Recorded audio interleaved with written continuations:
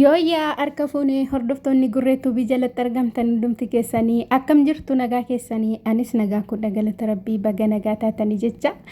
atoo Abrahaam Taaddasee Naiski Liqafish jecha ofee ture jechuudha kaleessa gargara viidiyoo isaanii ilaalee biisiin ta'e hojii maadamii biisii nagoo irratti hojjechuu hin dandeenye inna garuu sirbisuun nam tokko immoo nama lamaaf gadhiifame Naiski Liqafish unatiin ነው ሩትዬ ሞ ሄርሚ ሁለተኛ ሚስት እኒቲ ለመፋ አመተረም ወርዱት ተቀየቅ ሶሪ ዶጋር ቢቆሳ ቪዲዮቹዳ ሰርቪስ ያገፈደን የሰድረ ጅሩ ጀቹዳ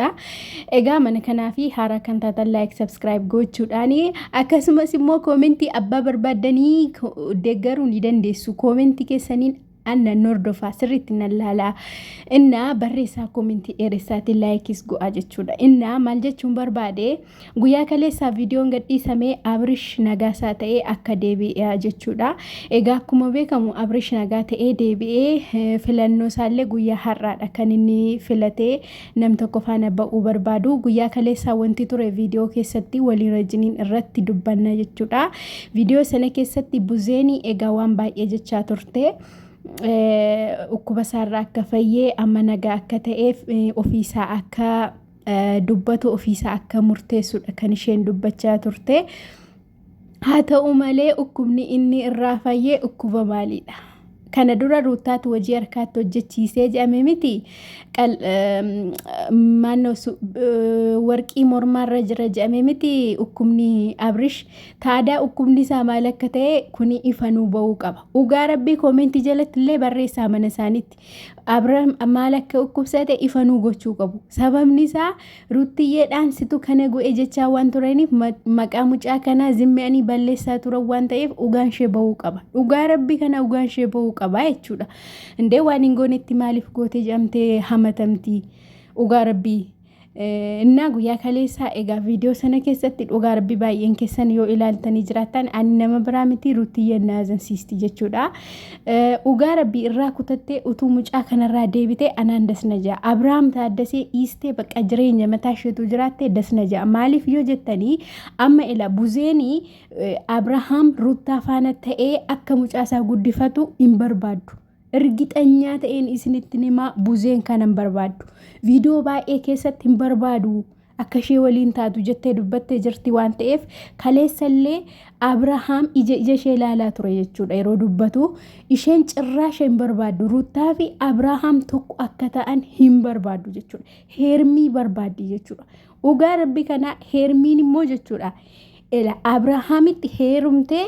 mucaa tokko deessee fi akkuma kana irraa adda baati malee ittiin waliin hin fufani maaliif yoo jettanii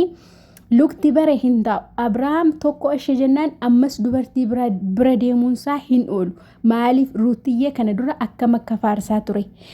ati anaaf waan hundaa koo ati anaaf agartuu koo ati anaaf onnee koo min jechaa ture even abbaay TV irratti illee waan inni jedhee ishee moggosaa ture yoon immoo ishee faarsaa ture baay'een keenya argineerra kanaafi hermis carraama kanatu ishee qaqqaba malee carraan biraa isheen qaqqabu dhugaa rabbii Abrahaam ukkubsateera hin ukkubsan mikinaatuun beekaa jazzabe malee hin ukkubsan namni ukkubsate gaafa risteerii deemee manni suuqiin kennamuu fi akkamittiin kan inni gaaffii gaafachaa ture namni ukkubsate akkasii namni ukkubsate bifan buusuu guys Abrahaam ikkoo bifni isaa bareedaa deemi yeroon akkas jiru bareedina isaa jibbeen utuu hin taane nama ukkubsate tokko adda baasnee beeknaa ndee mindinoo ugaa rabbii nuun shawwadiinaa kaa xiqqoo nu shawwaduu yaada amma kanatti nu shawwadiinaa isin hordofne jennaan immoo ugaa rabbii kanaa baay'ee magadii nuti angalaastani soba keessan jechuudha ugaa rabbii bayi sobadha kun Abrahaam inni ukkubsanne jechuudha inna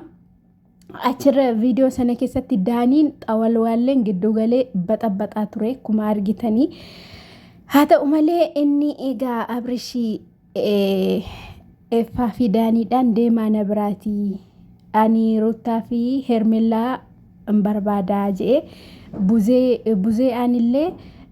isaan lamaaniin haasa'uun barbaadaa jee okay waan haasa'uu yoo qabaate maaliif buzee gidduu aan baafne hermii fi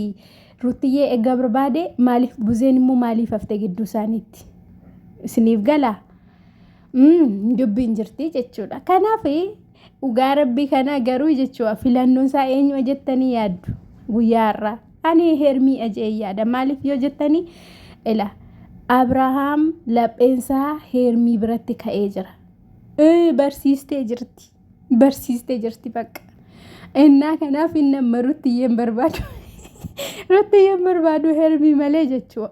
Ruttiyyeen immoo iddootti barbaachistu qabdi. Dhugaa rabbii kana inda'uum isaaf hin maltu. Ani maadiriilee ishee akka isheen akka kana jaallattee itti ciccitee irraan deemuu jettee akka kana faana rakkattu giraana akka abbaatee ruttiyyeen jechuudha. Maaliif yoo jettanii hin maluuf hiikoo Abrahaam dhugaa rabbii kana isheef hin malu. Indee bargit mucaa gidduu isaanii jiraatiidha malee dhugaa rabbii kana isheef hin malu jechuudha. Indee amma kana kibri ishee gadi ishee buusee je'amee koo hojii harkaa aan ofitti fuute je'amtee hamma kana miidiyaa hamma kanatu isheerraa odeessaa ture waan hin goonetti goote je'amaa turte. Indaa akka kana immoo ta'uu hin qabu dhugaa rabbii akka kana ta'uu hin qabu dhugaan ishee bahuu qaba dhugaan ruttiyyee bahuu qaba. Viidiyoo hermii guyyaa eengaddaa yoo argitanii jiraattanii ati jireenya si faana jiraate jette. Jireenya Abrahaam si faana jiraate qilee jette boolla keessa ture jette boolla keessa ture malee tidaarii keessa ture miti jette ugumadhaa guys ugumadhaa Abrahaam jireenya ruttiyyee faana jiraate boolla keessa jiraate mee isinumti farada dhugaa rabbii kana ruttiyyeen ikkoo lafaa kaastee tokko jette lafaa kaastee abbaa qabeenyaa taasistee abbaa manaa taasistee abbaa makiinaa taasistee jaalalan beektu jechuuf gaaffii jaalalaa iyyeessitee haadha jaalalaa taatee goota jaalalaa taatee addunyaa maraaf beekamtii laattee dhugaa rabbii kana ruttiyyee an akkas jedhamuu qabaa ila hermiin jechuudha.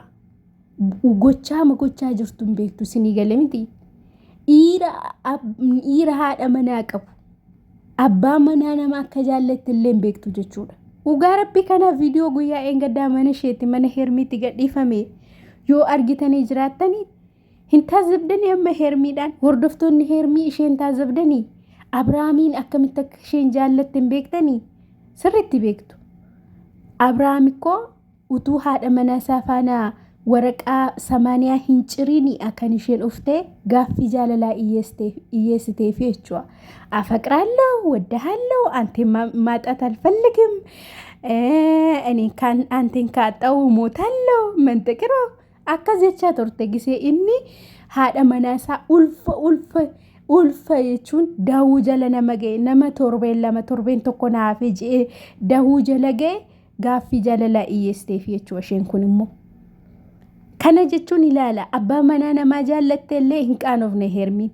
Qaxxitaa immoo maal goote wayyaa Abrahaam fidii Abrahaam kana booddee si faana hin jiraatu jettee mana deemte difratiin ishee immoo jechuudha mana deemte jechuudha wayyaa Abrahaam fudhachuu.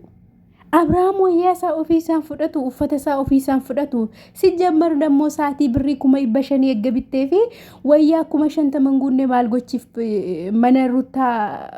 ruttaadhaa fiduu deemte. Wayyaan Abrahaam utuu walitti sassaabame birrii 50 fixaa. Innaa wayyaa sana bituu fi dadhabdeere.